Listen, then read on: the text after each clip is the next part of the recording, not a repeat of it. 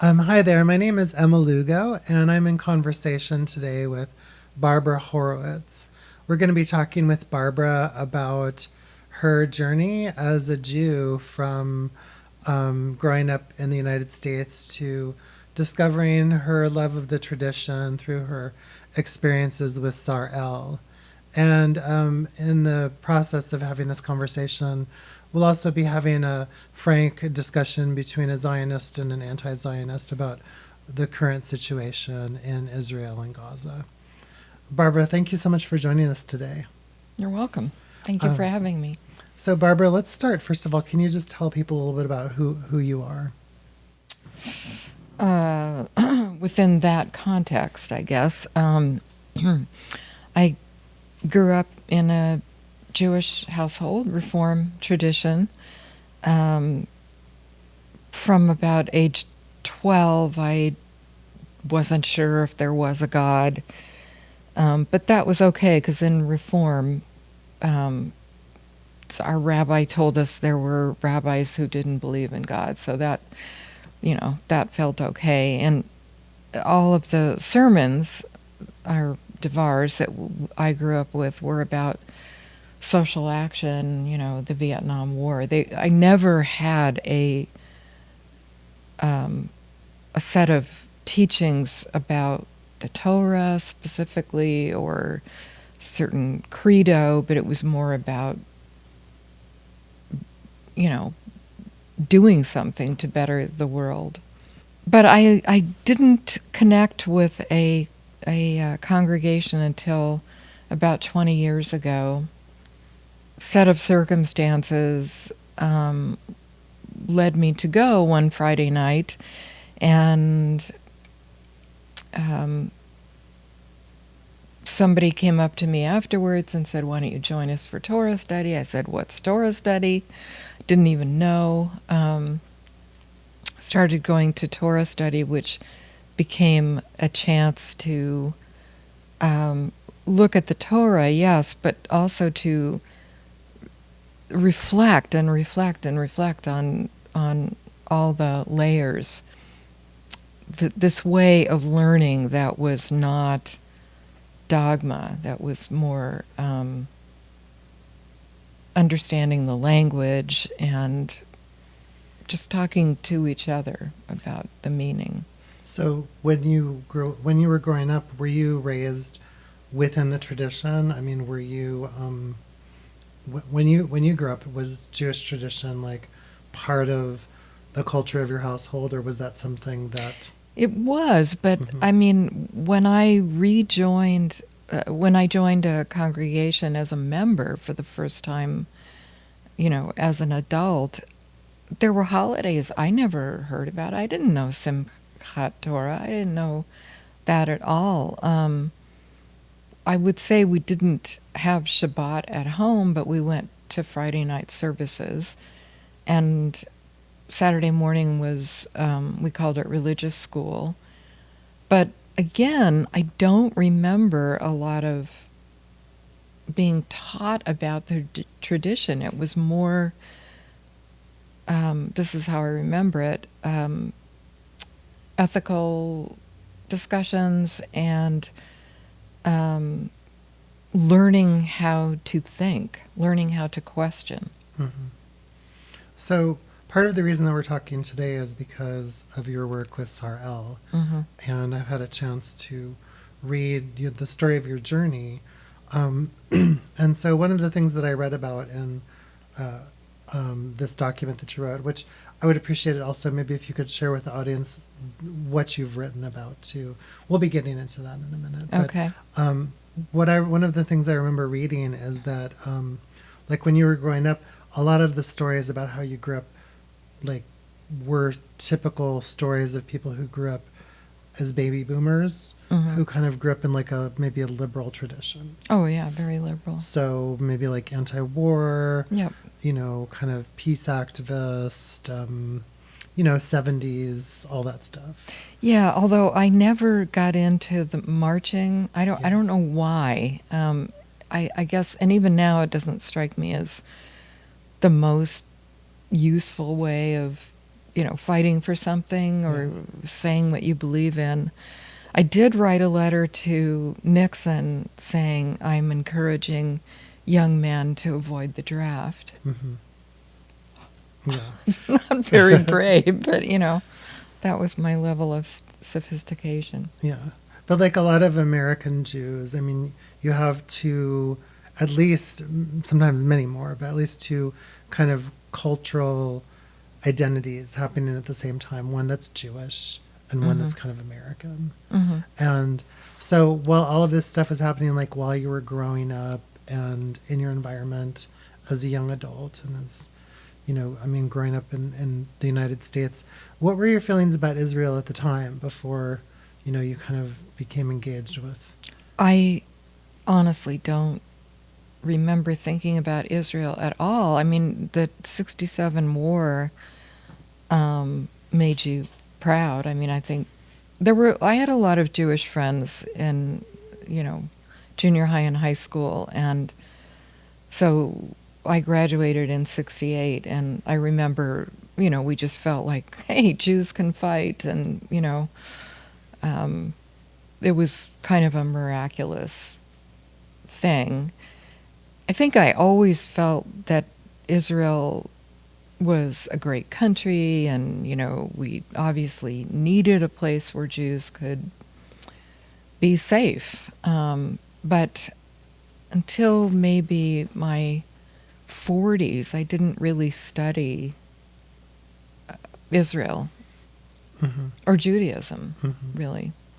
So one of the things that I know that one of the conversations that we have a lot of the time is that based on the history of how Jews have been treated around the world, there isn't really a safe place for Jews. I mean, when you look at the history of Western Europe, you look at the history of the pogroms, you look at the history of the Spanish Inquisition, you look at the history of what happened to Jews in Eastern Europe in the 16th century, and of course, most especially when you look at the history of the Holocaust and the Shoah, when over 6 million Jews were murdered, and almost all of European Jewry was completely destroyed. I mean, the kind of arguments that are made about the necessity of having a safe place for Jews and Israel really being the only safe place is... Did you find those compelling when you were growing up, or did you feel safe here in the United States? Do you feel like I did. That wasn't really true for you growing up as a Jew in the U.S.? I do not ever remember being, somebody saying something anti-Semitic to me or around me. In fact, the first time that happened was about 2 years ago. So, and yet every Jew I talked to has had those experiences. So it was kind of like, yeah, I know that to be true for most Jews, but it hadn't happened to me. I hadn't had that experience. Yeah. I'll tell you that my rabbi in Torah study used to say, given what you just described, the history, he said, but America is different. This is the one place where, we're safe. We're going to be safe here. And he's stopped saying that in the last few years.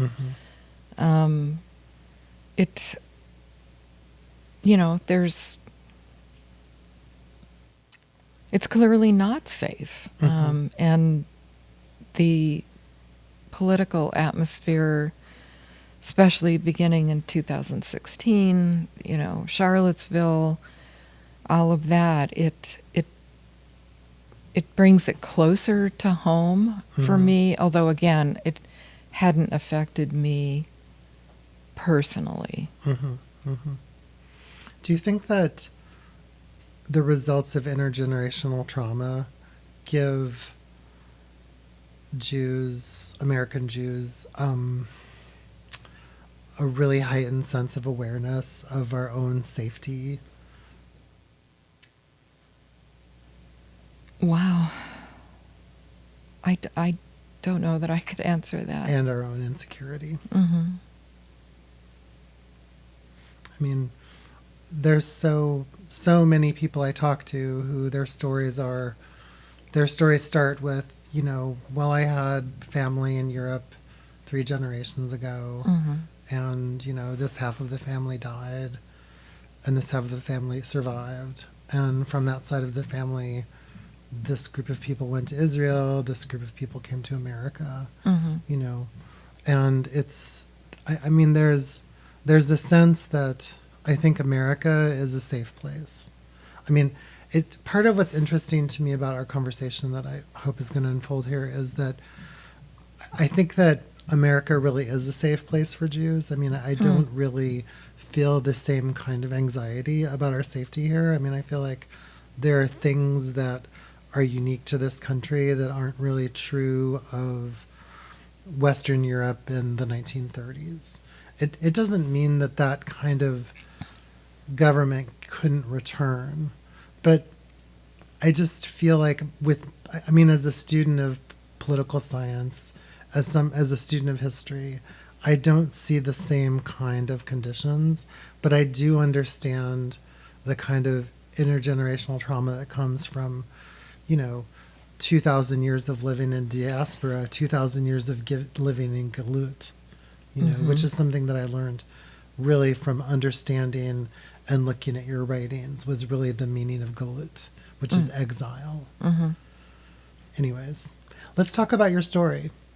Tell me about when Well, you... what I would say about that is, I mean, you sort of described my story as Well, I haven't gotten to your journey. story yet. I don't know your story. Okay, as a transformation, Yeah. and lots of us change over time, and there have been lots of things that have changed me and led me to October 7th. Yeah. And I would say that since October 7th, I am utterly shocked over and over again by how wrong I have been about having overcome anti-Semitism in this country, or, the West in general. Just shocked. Since I came back from Israel and, processed all of this, I've begun to feel more distance from it. But all I have to do is look at how the UN acts. I don't share your positivity, right. I guess. Yeah. Yeah, I mean, we have different perspectives, but I think that we both really value a dialogue. Yeah. Which I think is really good. I mean, it's good to have healthy differences that people can discuss with respect.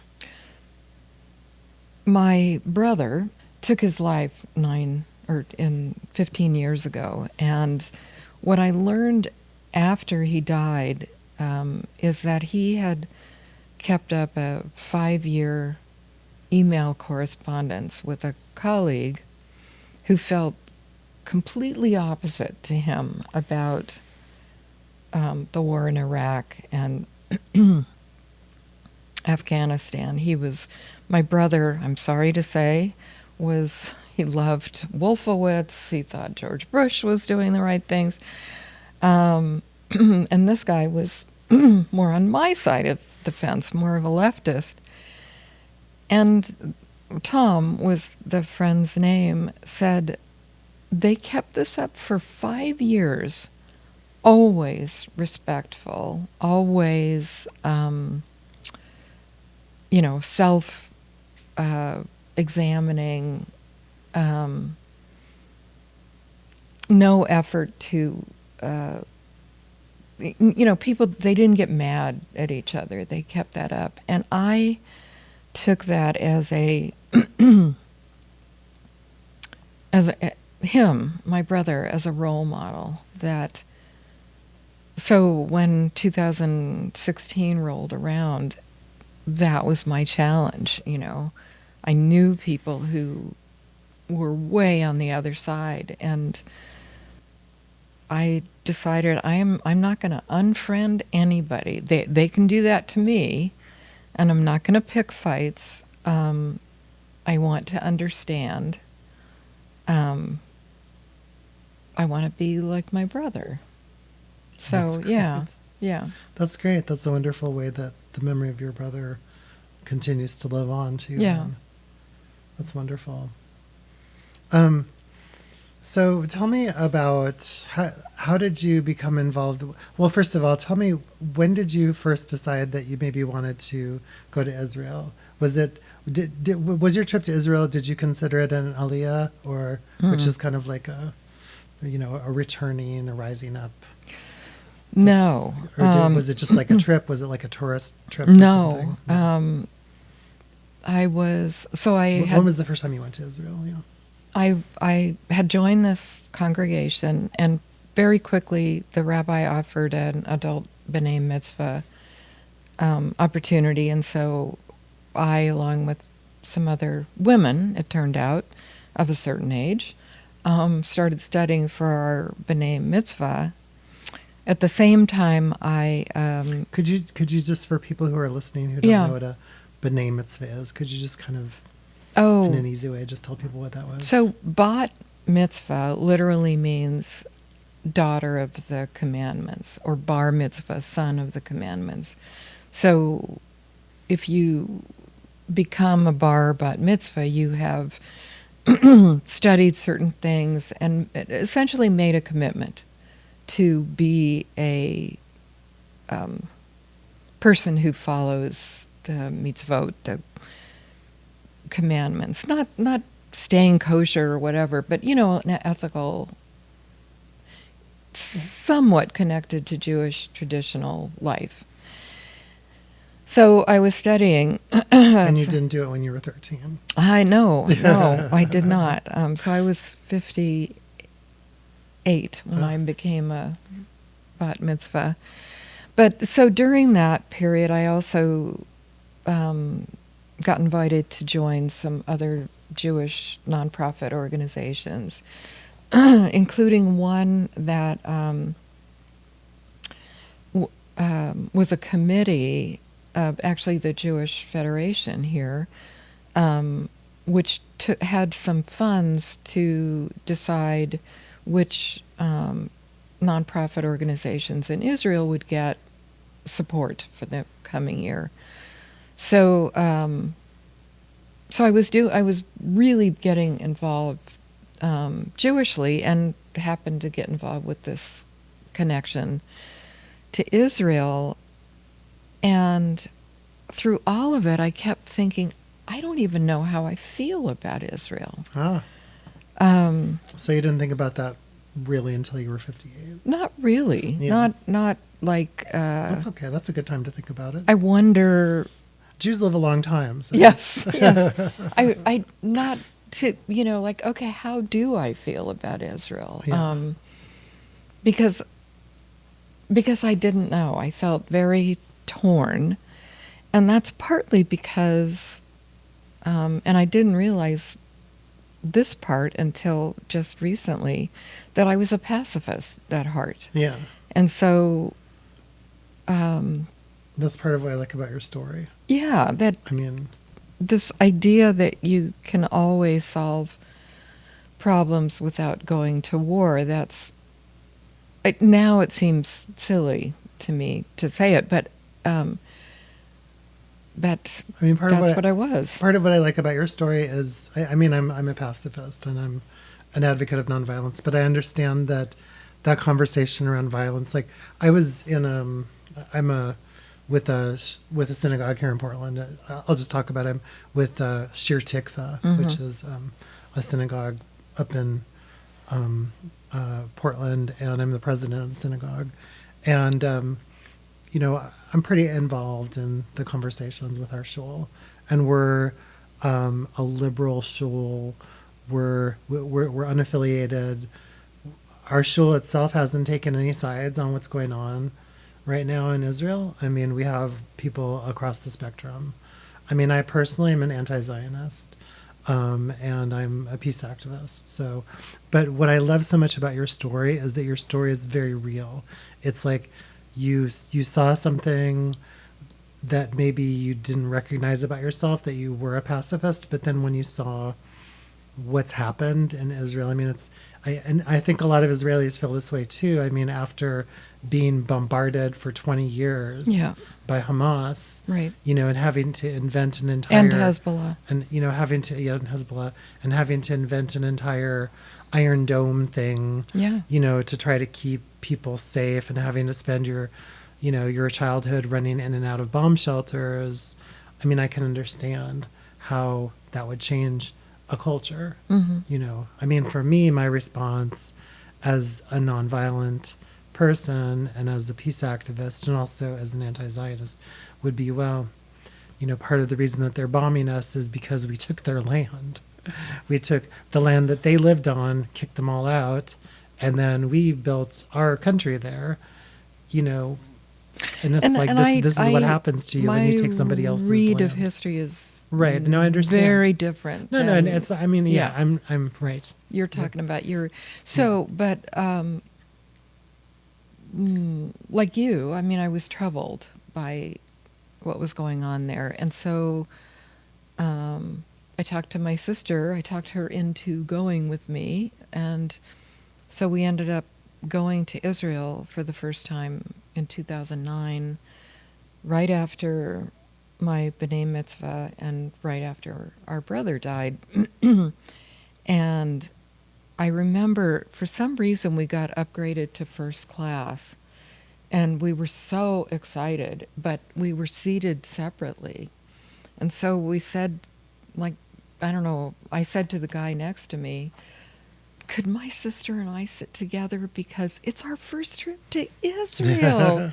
And he was like, so? So you must not have been flying on what's No, that? it wasn't Yeah. LL. Yeah, right. Because they'd be But, like, we're thinking, your first trip to Israel, I mean, like, for everybody, that's like a oh yeah, big deal. they'd And be like he was playing like, guitar and singing songs to you. yeah. Uh-huh. So anyway, and that trip was magical and mystical and wonderful and inspiring.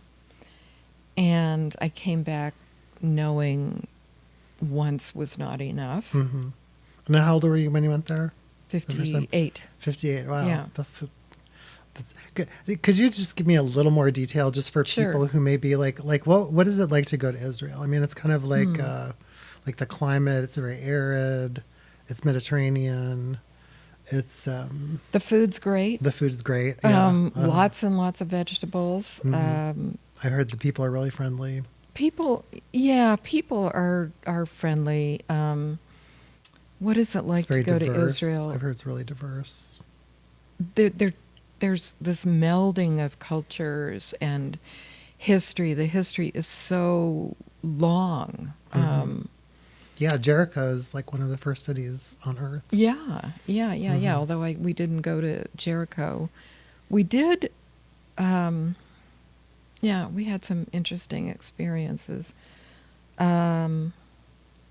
There's some places that you go where it's, Arabs and Arabs, and I'm going to say Arabs and Jews, meaning Israeli Arabs and Israeli Jews, are, they're just mixing freely, like Haifa is like that.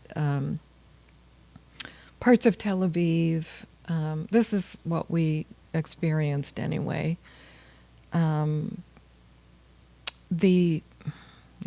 I don't even know how far to go. The first time at the Wall. The Wall. Tell people what is the Wall. Just so okay, the people don't Western know. Wall is actually a retaining wall. It was built by Herod. It was built by Herod. I think most Christians, kind of the Americans know who Herod is. third building or shoring up of the original temple. Mhm. The original temple was about 1000 BCE. Solomon's temple. Solomon's People know who temple. Solomon is, yeah. And then the second, and then it was destroyed. That was destroyed by the Babylonians. And the Babylonians ultimately let the Jews go back. They rebuilt the Hebrews go back, rebuilt the temple. And then they built this wall. Herod built this wall. It's a retaining wall. Yeah, like around the time of the Roman Empire, basically. Right. Yeah. And that's been there ever since. Right. So when people see pictures of Jews kind of davening. Yeah, and they're sticking little pieces of paper in the wall, and you see that, like everything, that's where it's at. Yeah. Yeah. Yeah. So, and up on top of the wall is the Al-Aqsa Mosque, that golden dome. The Golden mosque, Dome is not the Al-Aqsa Mosque. Oh, right. No, that's right. Al-Aqsa's, it's the just other it's, one. Yeah. It's right there, but it's but just the Dome of I the forgot. Rock. Yeah, you're right. Yeah.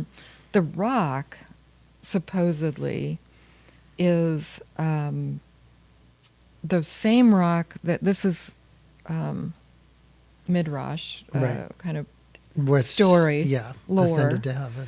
Yeah, or It's the sky, it's the same rock I'm an that atheist too, by the way. Abraham brought Isaac to. Yeah, It's the same rock that there's a lot of midrash. something happened with Jesus. I don't really know. Yeah. Mhm. And then it's the same Oh, rock. I didn't know that's where Jesus did his thing too. Yeah, something okay. with Right. Jesus. And then it's the same rock that Muhammad, his horse took off on, and they went up to heaven. Yeah. So that's... Didn't Elijah, isn't that where Elijah did his thing too? Or is that someplace no, else? Elijah's Is that near someplace Haifa. else? Oh, okay, that's near Haifa, yeah.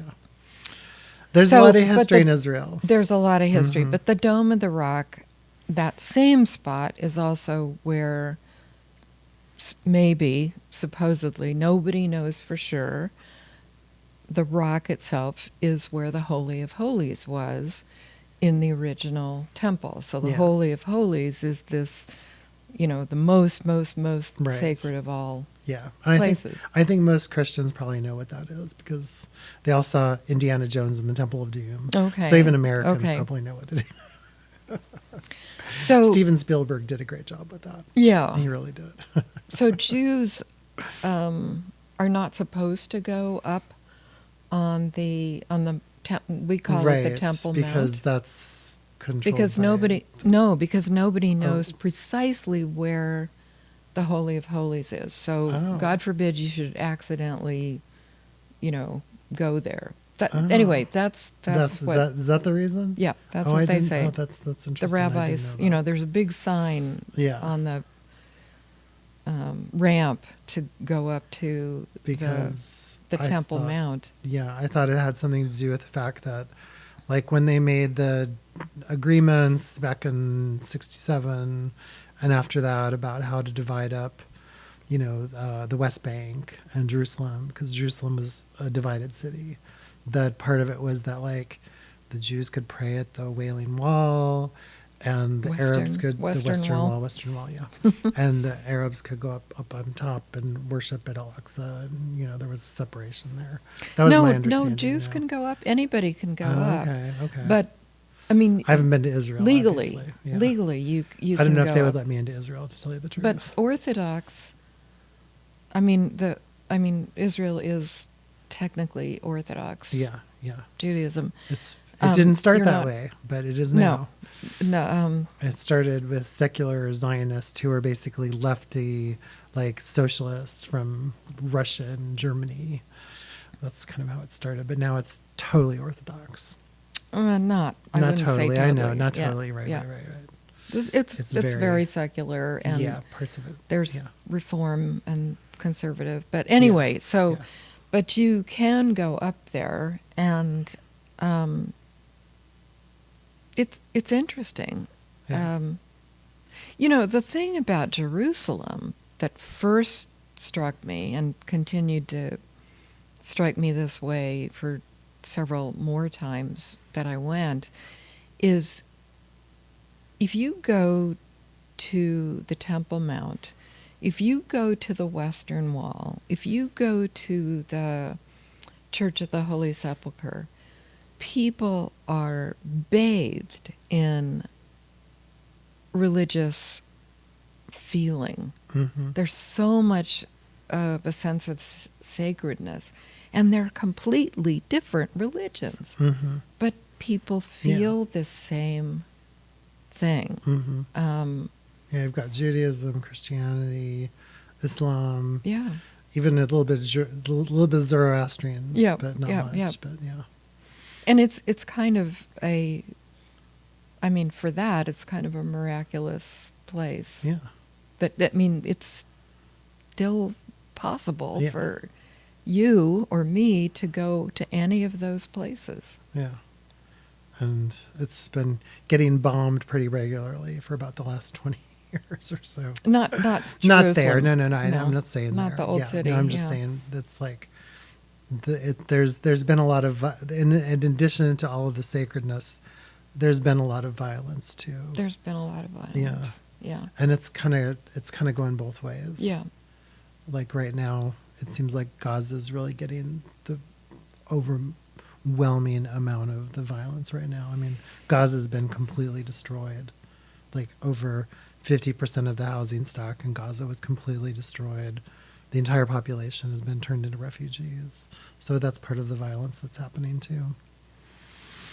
But anyways, let's talk about your trip. There's so many different stories there. So Yeah. let's talk. So you went and you realized that you couldn't just go once.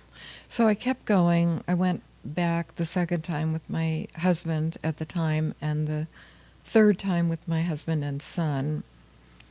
And then I needed, it still wasn't enough. And Yeah. by this time I was studying. I was in intensive. Making up for lost time. Yes, Uh-huh. yes. Reading everything I could get my hands on, Yeah. on Judaism, on Israel, on the Holocaust, on, all things You were Jewish. learning. Yeah. So I wanted to go volunteer, and I heard from different people, different organizations to volunteer with, but part of the reason I wanted to volunteer was to be able to go without spending a lot of money Mm-hmm. on housing and transportation. And I didn't want to be a tourist. I wanted to understand. So how could I understand? So anyway, somebody mentioned this organization, SAR-L, which they said puts volunteers from all over the world on army bases, IDF, Israeli Defense Force. And one thing I just want to Bases. interject for just a minute. So one thing that maybe people do know or maybe they don't know is unique about Israel is that everybody serves in the military. I mean, Right. that's how Israel was able to pull up 300,000 troops right away. Yeah, yeah. On such short Reservist, notice. yeah. So I did not want to go and work on an army base. I was a pacifist. Like, I don't want to be associated with the army. Mhm. I had nothing against that particular army, but it was just more, that pacifist perspective. But being able to volunteer someplace for just a few weeks, 3 weeks, let's say, as a senior citizen, those opportunities were hard to find. So I decided to go. Yeah. And ended up doing SAR-L. This last time in November was my 6th time doing it. Wow. So you've done six rotations with SAR-L in addition to the several other trips that you've taken. Right, To. right. So yeah, you've been. So 10 times Yeah. altogether. Yeah, you're to making Israel. up for last time. Yeah. Do you think you're going to go again pretty soon, or are you? I have too much going on right now, Yeah. but yeah, I mean, for a while I was going every year, and I'd really love to do that Yeah. again, but depends. Yeah. So, and when you go to SAR-L, do you also have time to just kind of go spend time in Israel Yep. and kind of just go do your own thing too? So the way SAR-L works is I'll explain more details if you want me to, Sure. but you start on Sunday morning, and anyway, there's a structure there, but you go to the base and start working. Sunday afternoon, Monday, Tuesday, Wednesday, and then half of Thursday. And Thursday afternoon, they bus you back to the Tel Aviv Central bus station, and you're off for the Shabbat weekend from Thursday afternoon through Sunday morning. So you have to figure that out. And so in the past, I've maybe spent a weekend in Jerusalem, a weekend in Tel Aviv, a weekend with a friend up in Carmiel. But this time, I just wanted to stay with somebody I knew. And so we had met these people. We really didn't know them. We'd never stayed at their house. And I asked those friends and another friend, could I stay with you? This is kind of the structure, my timing. Would that be okay for the weekends? And this family said, absolutely, you will stay with us. Hmm. And so that's what I did. And they're on the coast. Mm-hmm. Now, did you go? Have you been since October 7th, or were you there before October 7th on your last visit? My last visit prior to November 2023 was April of 2019. Oh, right. But I was just trying to remember. So you went in November. So Yep. you went after October 7th. Yes. Yeah. Okay. So on October 7th. Let's talk about October 7th for a minute. First, just to remind people, just in case they don't know, October 7th was what started the most recent wave of violence in Israel and Gaza. And that was when over 1,200 innocent people were murdered on the kibbutz, mostly in the kibbutz. 250 young people were murdered at a music festival. Somehow Hamas broke through most of the security fencing that had been put up down there in the south, and it was obviously really well planned and well coordinated. Mm-hmm. It was the biggest murder of Jews since World War II. The Holocaust. Yeah, and it just completely. I remember I was leading a Torah study at synagogue that day, and that's when I heard about it. And everyone, it just that's what has created this current moment we're all in. What were you doing October 7th? Do you remember? Well, I got up in the morning and I looked at my phone and there was a text from my son. I'll tell you what he said. He had sent the text at 12:30 in the morning, so just after midnight. And he said, "Mom, you'll hear about the news about Israel soon, and I'm very sorry and sick." And I had no idea what he was talking about, so I went to the news and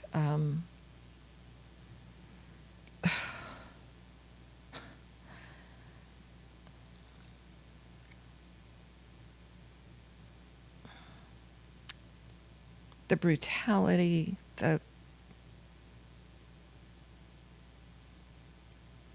hatred,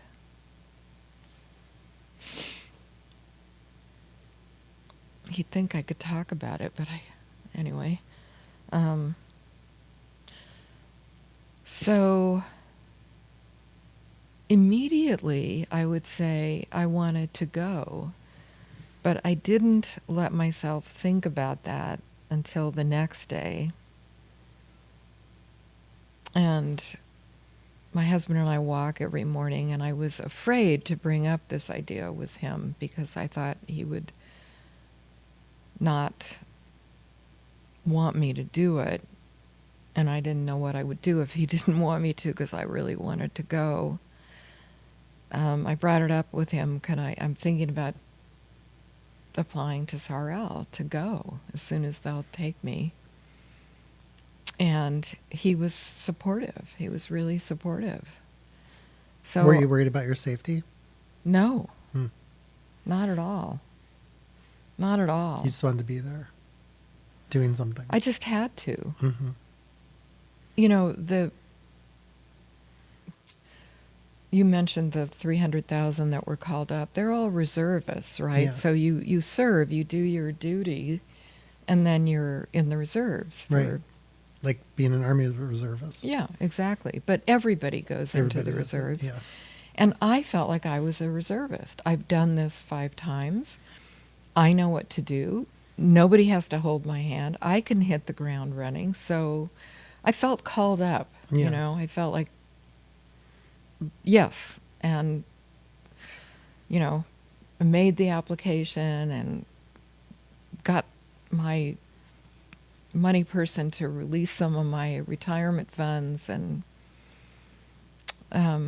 yeah, so I was on the plane on November 1st. Wow. Yeah, that was Yeah. just 3 weeks. Yeah. And how long did you spend in Israel on that visit? That was 19 days. Wow. So that's Yeah. a long visit. I know I saw pictures of you like standing in a tube, you know, like a bomb shelter thing Yeah. or something. Yeah. And what did you do while you were there? The base that I was assigned to is a base that I've been on. I'd been on 3 times before. Yeah. And this base, it's a very, very, very large base just outside of Tel Aviv.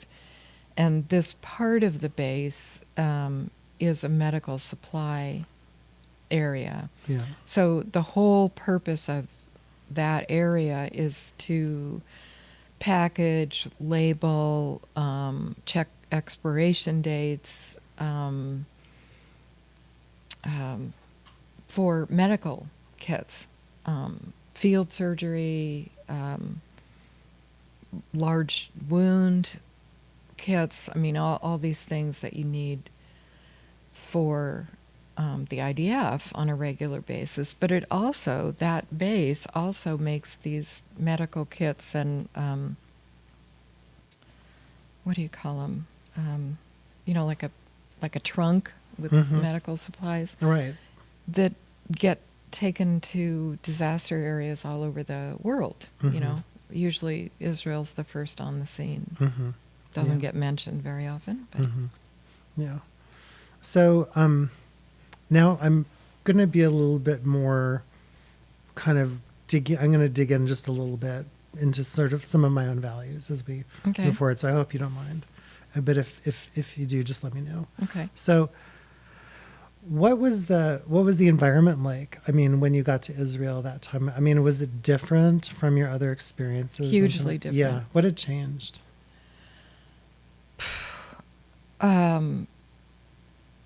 No one was in the airport. No Yeah. one. You know, it was empty, Yeah, they're right. Yeah. completely empty. I heard that since October 7th, about 500,000 people left Israel. I don't know. I don't know that. Yeah. There's actually been more of an influx than an outgo, is what Okay. I understand. Okay. I think some tourists left, of course. But, I mean, there was a huge inflow of people from all over the world, like me, who wanted to volunteer or who were reservists, you know, Israeli reservists who, Yeah. whether they were called up or not, they wanted to go help. I mean, it was terrifying. Mm-hmm. So that was one thing. It was, the airport was deserted. The family. Was that creepy to go with, like, I mean, I think about movies I've seen, like, where It people wasn't go to some- creepy. It was No. more a sense of abandonment Yeah. because nobody was flying in to Right. Israel anymore or out except for El Al. Yeah. There were so many ways that Israelis felt completely abandoned. Yeah. That's kind of what I was trying to hear. Yeah. Yeah. I mean, how did it feel? So people really felt abandoned. Yeah, and you know, this being with this family, every Shabbat, they had 3 grown kids, and each of them is married, and each of those couples has 3 kids. So it was 9 grandchildren, and A big Jewish six family. kids, Yeah. and so it was like 17 of us every Mhm. Shabbat. Is this the group that you go Noon. see? You normally go see when you, or No, was this this your was my first first with time them? Yeah. staying with them, and I'd never Mhm. met their kids or grandkids, but Yeah. very welcoming, but totally in shock. Yeah. Um, I know everybody's been in shock. I mean, just yesterday we're having an event. We're going to be having a dialogue between two Jews and two Palestinians at the East Side Jewish Commons, which is a space in Portland. It's part of the synagogue that I'm associated with. And it's going to be a conversation between two Jews and two Palestinians. And one of the Jews, Joel Benin, is a former Stanford professor. And he's used to be a member of Jewish Voice for Peace. He's a noted academic. He's a member of Havara Shalom in Portland. And his niece was one of the hostages. oh, So his niece was she been released? yeah, well, his niece was kidnapped on October 7th, and her husband was murdered that day.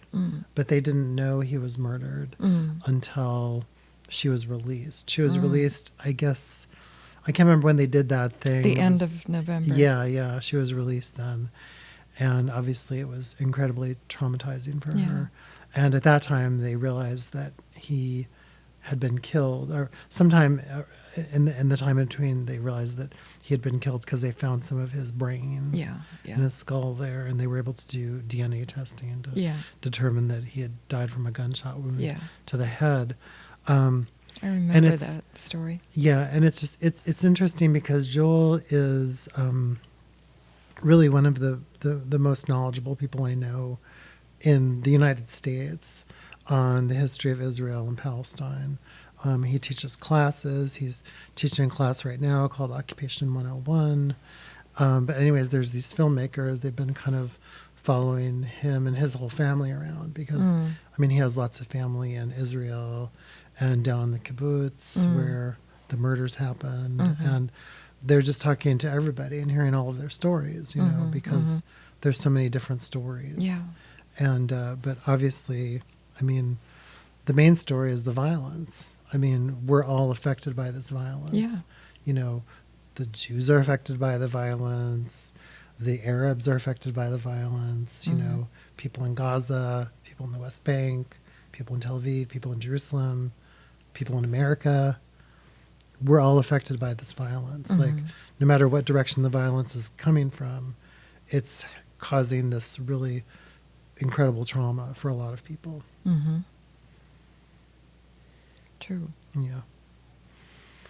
So, and that's what you were saying too, was that all of this family that you stayed with was just really deeply affected by what had happened. Yeah, and I think people were just starting to question everything, you know? Although, I mean, there's so many stories. One of their daughters, these people I stayed with, had to stay in their safe room. Everybody has a safe room. Building codes. It was kind of like back in the 50s when you had to have a bomb shelter. Well, you everywhere. never had to, but people did. People did, In Israel, if you're building an apartment building now, you have to have a shelter built into it. So she said that her youngest son wouldn't leave the shelter, the safe room. So she slept in the safe room with him for 2 weeks after October 7th. It's really interesting because, the idea of having to build this underground space in order to feel safe is actually something that the people from Gaza figured out that they had to do too. I actually, if you want to argue about that, we will. Because I don't see those tunnels as providing safety to any of the people in Gaza. Yeah, I understand. They're left out on top. And Hamas, I mean, literally, they've got plenty of water, they've got plenty of food and everything for the terrorists. Yeah. But the people up top, fine, Right. they're not allowed to go down Right. there. Which is one of the criticisms that's often made is that, I mean, in Israel, it's often said that, Hamas uses Palestinians basically just as cannon fodder. Absolutely. For their, which Absolutely. I've heard. I don't know. I mean, Gaza's been completely decimated by, by Israel and by the United States. I mean, we've supported this with our tax dollars. We've supported the complete destruction of almost the entire city. I think one of the things that in the name of safety. I wanted to say in what I wrote is that it's not my job to judge Israel on how they're conducting this war. It is my job to love Israel and to support Israel. She's got plenty of detractors, plenty of people who, the entire world has something to say about how Israel does everything. Right. All the time. Look at the UN, how many sanctions against this tiny little country. Not a word about Russia, not a word about Syria. You must, I did, ask yourself, could it be anti-Semitism? I'm sorry for my attitude, but no, this great. is what happened to me. Is Yeah. I was punched in the stomach, totally unaware of what was out there. Yeah.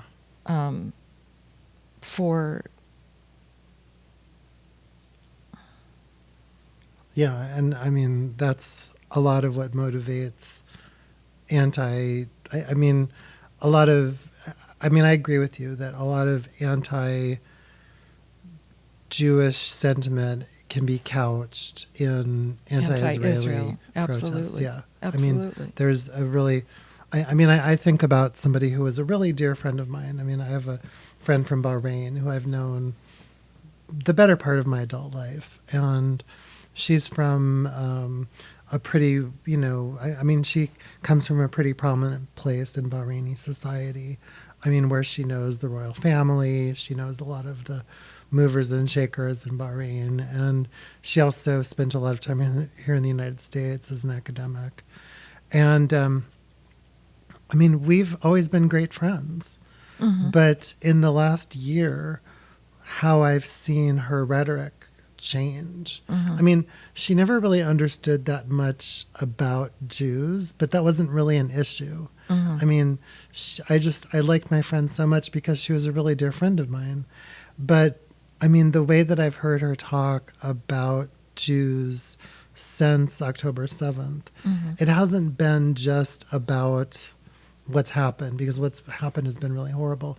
It's also been extremely deeply anti-Semitic. It's been mm-hmm. like getting to tropes that exist in, the thing that to me is kind of sad about all this is that for the longest time, while Jews were being persecuted in Christian Europe, Judaism was alive and, thriving, not flourishing, but it was definitely surviving in the Arab world. Absolutely. Yeah, when you think about Spain, which used to be called Andalusia, that's like where my heritage is from.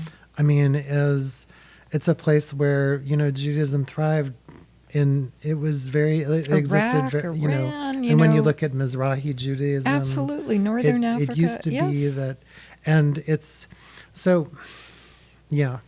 And there's a lot of ways that we can go. That's why when people say this is something, it's a bugaboo for me, is people say, oh, the Jews and the Muslims or the Arabs have been fighting for hundreds and hundreds of years. I say, no, they haven't. Mm-hmm. That's not true. It's really very recent. It's the Christians who've been coming after the Jews. And Jews were very well embedded in North African society and Western Asia until the State of Israel was formed, and then they were all kicked out. Talk about genocide. Mm-hmm. So you've had this process, and it's led to this point where you are now in your life. Do you think that you'll go back to Israel? Absolutely. Yeah. Do you plan on going back soon, or? I don't know. Maybe next year. Uh-huh. I don't. Hesitation isn't about, oh, there's a war going on, because that doesn't worry me at all. Yeah. It's just timing and finances. Yeah. And I don't want to prevail upon my friends too much. Yeah. How has this changed you as an American? So this has changed the Zionist in you, but what about? It's clarified it. What about the American in you? Has that changed at all, or is that still the same?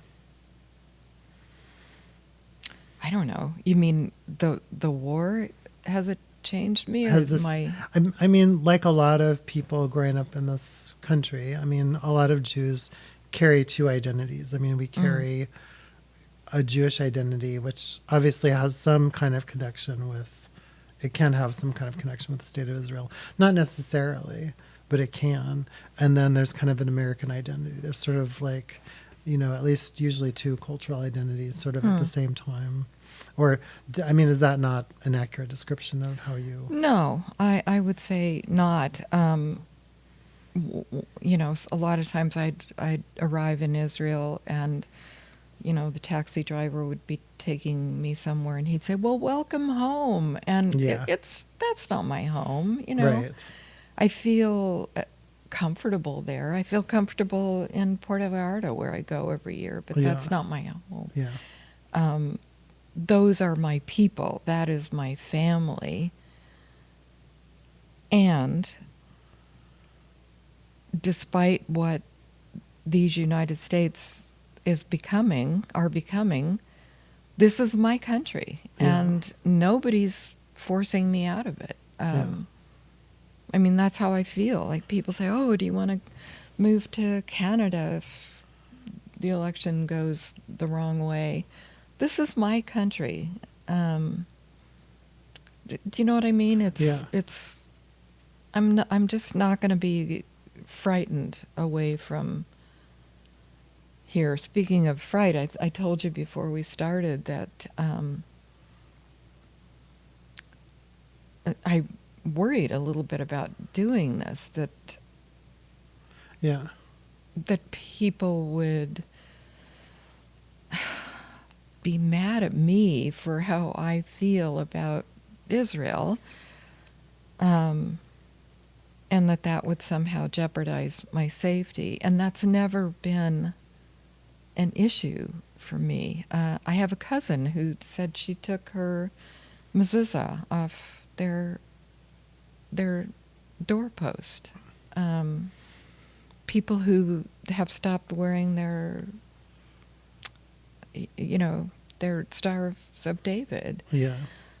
Just not going to do that. Right. Well, thank you for having the courage to come here and talk about this today. I really just want to tell you how much I admire, you sharing your story and talking about your life's journey, and also being open to have a conversation that, sometimes can be a little bit, have like different sides to it. Sure. Absolutely.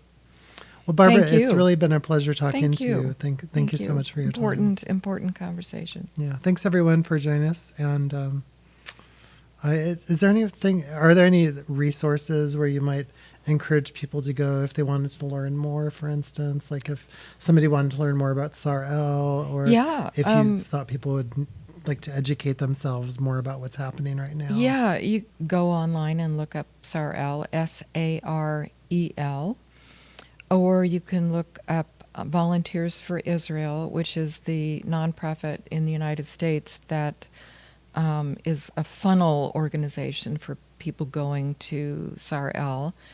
And I would encourage anybody who wants to experience Israel on, a level that's very, very pedestrian and meet people from all over the world to do Sar-El at least once in your life. Thanks. And I would encourage people to visit Jewish Voice for Peace, which you can find on most social media if you'd like to learn more about an anti-Zionist perspective on the current situation. Thank you. Thank you. It's been a real pleasure. Yeah, you too.